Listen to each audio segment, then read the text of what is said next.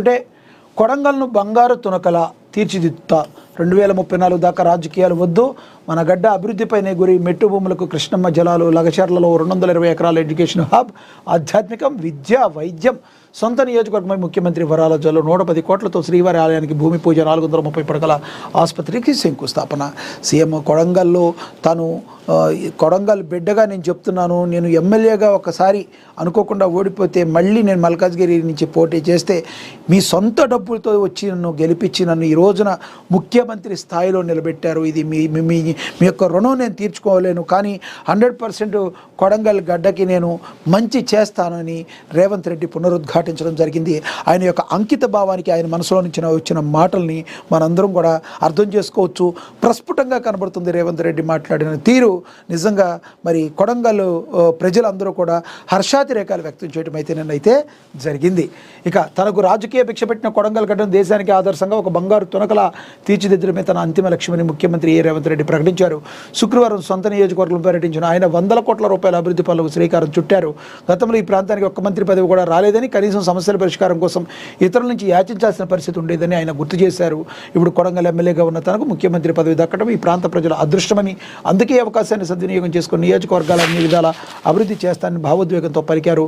పేదల తిరుపతిగా శ్రీ వెంకటేశ్వర ఆలయం ఆధ్యాత్మిక హబ్గా కొడంగల్ అభివృద్ధి చెందుతుందని చెప్పి ఆయన ధీమా అయితే వ్యక్తం చేశారు. తిరుమలలో ఏ రకమైన ఆగమశాస్త్ర పూజలు జరుగుతాయి, ఇక్కడ కూడా అదేవిధంగా వైభవం వెల్లివిరియాలని ఆయన ఆకాంక్షించారు. ఇక లగచర్లలో విద్యా వైద్య విప్లవం, 220 ఎకరాల్లో ఎడ్యుకేషన్ హబ్ అని, అదేవిధంగా సాగునీటి కల సాకారం, కృష్ణమ్మ జలాలతో పచ్చని పొలాలని.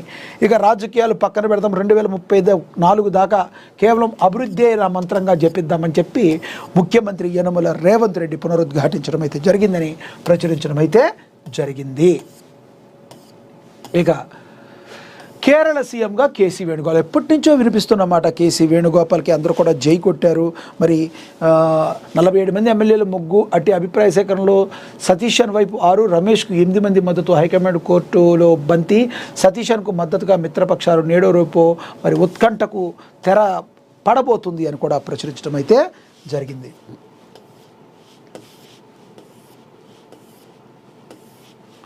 నలభై మంది ఎమ్మెల్యేల మొగ్గు అటే ఉంది. కేరళ అసెంబ్లీ ఎన్నికల ఫలితాల తర్వాత కాంగ్రెస్ పార్టీలో ముఖ్యమంత్రి ఎంపిక ప్రక్రియ ఎంతో ఉత్కంఠభరితంగా సాగుతుంది. ఏఐసీసీ జనరల్ సెక్రటరీ కేసీ వేణుగోపాల్కు ముఖ్యమంత్రి అయ్యే అవకాశాలు మెండుగా కనబడుతున్నాయి. గురువారం ఏఐసీసీ పరిశీలనతో జరిగిన ముఖాముఖి భేటీలో కాంగ్రెస్కు ఉన్న 63 మంది ఎమ్మెల్యేలు 47 మంది వేణుగోపాల్ పేరును ప్రతిపాదించడం విశేషం. కేరళ అసెంబ్లీ ఎన్నికల్లో యునైటెడ్ డెమోక్రటిక్ ఫ్రంట్ సాధించిన అద్భుతమైన విజయం తర్వాత ఇప్పుడు అందరి దృష్టి రాష్ట్ర తదుపరి ముఖ్యమంత్రి ఎవరనే అంశంపై పడింది. రాష్ట్ర వ్యాప్తంగా కాంగ్రెస్ తరఫున గెలిచిన 63 మంది ఎమ్మెల్యేలు అత్యధికులు వేణుగోపాల్ నాయకత్వాన్ని కోరుకోవడానికి రాజకీయం ఆసక్తిగా మారింది. తిరువనంతపురంలో ఏఐసీసీ పరిశీలకులు అజయ్ మాకెన్, ముకుల్ వాస్నిక్ ఆధ్వర్యంలో జరిగిన సిఎల్పి సమావేశం అత్యంత ఉత్కంఠభరితంగా సాగింది.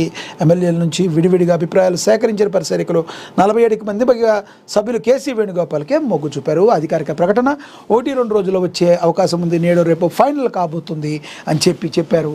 దీంతో కేరళలో సీఎం ఎవరు అనేది మరికొన్ని గంటల్లో ఈ ఉత్కంఠకైతే తెరబడబోతుంది.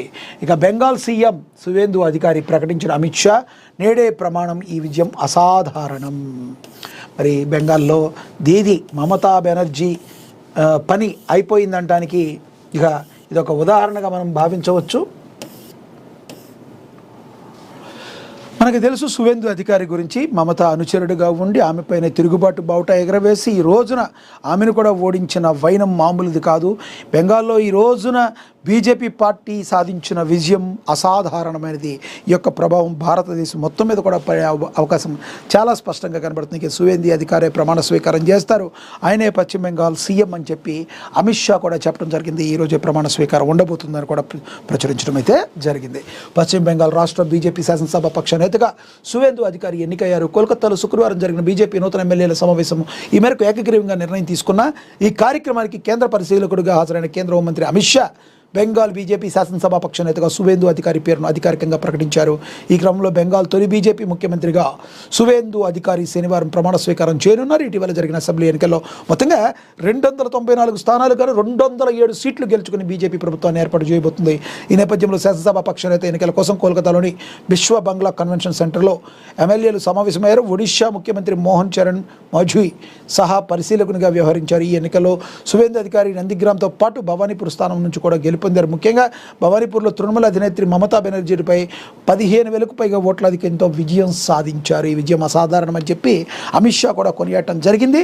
ఇక సువేందు అధికారి తొలి బీజేపీ ముఖ్యమంత్రిగా బెంగాల్లో ప్రమాణ స్వీకారం చేయబోతున్నారు అని ప్రచురించారు. ఇక రాయలసీమ తిరుపతికి భారీ పెట్టుబడులు, రాయల్ ఎన్ఫీల్డ్ రాకపై ఏపీ సీఎం చంద్రబాబు ఆసక్తికర ట్వీట్ అయితే చేశారు. మనకి తెలుసు ఆంధ్రప్రదేశ్ అభివృద్ధికి ప్రస్తుతం ఉన్న కూటమి ప్రభుత్వం ఎంతో కట్టుబడి ఉంది. దానిలో భాగంగానే ఎన్నో ప్రాజెక్టులు కావచ్చు, సంస్థలు కావచ్చు ఆంధ్రప్రదేశ్ వైపు చూస్తున్నాయి. దానిలో ముఖ్యమంత్రి చంద్రబాబు కావచ్చు, ఉప ముఖ్యమంత్రి పవన్ కళ్యాణ్ చొరవ మరి అనన్య సామాన్యం అని చెప్పి ప్రస్తుతం ఉన్న రాజకీయ మేధావులు కూడా చెప్తున్నారు.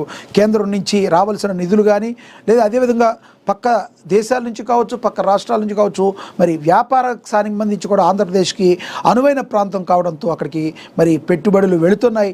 అదే సమయంలో రాయల్ ఎన్ఫీల్డ్ రాక కూడా రాయల్గా ఉండబోతుందని చెప్పి మరి తెలుస్తుంది. ఇక దీని గురించి కూడా చూద్దాం. ఇక రాయలసీమ తిరుపతికి భారీ పెట్టుబడులు కూడా రాబోతున్నాయి.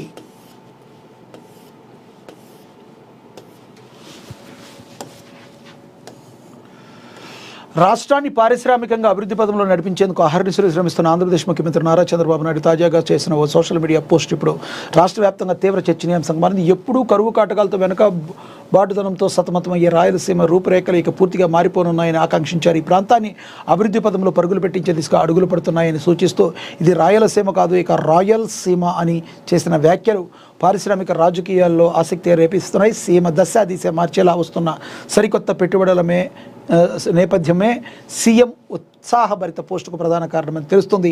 ఆధ్యాత్మిక నగరి తిరుపతి కేంద్రంగా భారీ పారిశ్రామిక విప్లవానికి నాంది పడుతుంది. ప్రముఖ ద్విచక్ర వాహనదార తయారీ సంస్థ అయిన రాయల్ ఎన్ఫీల్డ్ తిరుపతి భారీ స్థాయిలో పెట్టుబడులు పెట్టేందుకు సన్నద్ధమైంది. ఈ ప్రతిష్టాత్మక ప్రాజెక్టు ద్వారా ఆటోమొబైల్ రంగంలో తిరుపతి జాతీయ స్థాయిలోనే ఓ కీలక హబ్గా రూపాంతరం చెందబోతుంది. సుపరిణామాన్ని ఉద్దేశించి సీఎం చంద్రబాబు రాయలసీమకు ఇక రాయల్ కళ వస్తుందంటూ ట్విట్టర్గా ఎక్స్ వేదికగా హర్షాన్ని వ్యక్తం చేశారు. రాయల్ ఎన్ఫీల్డ్ రాకతో కేవలం ఒక భారీ పరిశ్రమ రావడం మాత్రమే కాకుండా దాని అనుబంధ సంస్థలు కూడా క్యూ కడతాయని, తద్వారా ఆ ప్రాంతంలోని వేలాది మందికి కూడా ఇది ఉపాధి కలుగుతుందని, కాబట్టి ఆంధ్రప్రదేశ్కి మంచి రోజులు వస్తాయి. అందున మరి కరువు కాటకాలతో వాన మీద ఆధారపడి ఉండే రాయలసీమలో మరి ఎటువంటి పరిస్థితుల్లో మరి ఈ యొక్క ప్రాజెక్టులు రావటం, ఈ యొక్క సంస్థలు రావడం అనేది మరి ఆహ్వానించదగ్గ విషయం. ఇక్కడి నుంచి రాయలసీమ వాసులు ఎంతో హ్యాపీగా ఉంటారని చెప్పి కూడా తద్వారా ఆయన యొక్క ట్వీట్ ద్వారా అర్థమవుతుందని చెప్పి ప్రచురించడం అయితే జరిగింది. ఇక ప్రాణహితకు జలహారతి మంత్రులు జూపల్లి, వివేక్ ప్రత్యేక పూజలు చేశారు. తుమ్మిడిహెట్టి పునరుద్ధీకరణ కృషి మహారాష్ట్రలోని త్వరలోనే చర్చలు, సీఎం రేవంత్ ఆదేశాలతో పర్యటన, తెలంగాణ ఎంపీలు కేంద్ర మంత్రులు సహకరించాలని మంత్రుల విజ్ఞప్తి. తెలంగాణ సాగునీటి రంగానికి పూర్వవైభవం తీసుకురావడమే లక్ష్యంగా ముఖ్యమంత్రి రేవంత్ రెడ్డి నేతృత్వంలోని ప్రభుత్వం తుమ్మిడిహెట్టి ప్రాజెక్టు పునరుద్ధీకరణ కృషి చేస్తుందని ఉమ్మడి ఆదిలాబాద్ జిల్లా ఇన్ఛార్జి మంత్రి, పర్యాటక శాఖ మంత్రి జూపల్లి కృష్ణారావు తెలిపారు. శుక్రవారం తుమ్మిడిహెట్టి ప్రతిపాదన ప్రాంతాన్ని మంత్రి గడ్డం వివేక్ వెంకటస్వామితో కలిసి సందర్శించి ప్రాణహిత నదికి ప్రత్యేక పూజలు నిర్వహించి జలహారతి ఇచ్చారు. ఇక అనంతరం ప్రాజెక్టు నిర్మాణానికి సంబంధించిన అంశాలపై సాగునీటి పారుదల శాఖ అధికారులతో సమీక్ష నిర్వహించారు. ప్రాజెక్టు బరాజ్ ఎత్తు సామర్థ్యం, మహారాష్ట్రలోని శివిని గ్రామం ముంపు పరిస్థితులను, అటవీ మరియు పర్యావరణ అనుమతులు తదితర అంశాలపై అధికారులు మంత్రులకు వివరించారు. ఈ సందర్భంగా మంత్రి జూపల్లి మాట్లాడుతూ గత కాంగ్రెస్ ప్రభుత్వ హయాంలో దివంగత ముఖ్యమంత్రి వైఎస్ రాజశేఖర రెడ్డి 2008లో 38,500 కోట్ల అంచనా వేయంతో 16 లక్షల ఎకరాలకు సాగునీరు అందించే లక్ష్యంతో డాక్టర్ బిఆర్ అంబేద్కర్ ప్రాణహిత చేవేళ్ల సుజలా స్రవంతి ప్రాజెక్టు భూమి పూజ చేశారని గుర్తు చేశారు. మరి ఈ సందర్భంగా మరి ప్రాణహితకు జలహారతి అయితే ఇచ్చారని కూడా ప్రచురించారు. ఇక అదేవిధంగా మరి ప్రేమ శిక్ష కత్తుల వేట, సికింద్రాబాద్లో బీటెక్ విద్యార్థి దారుణ హత్య జరిగింది.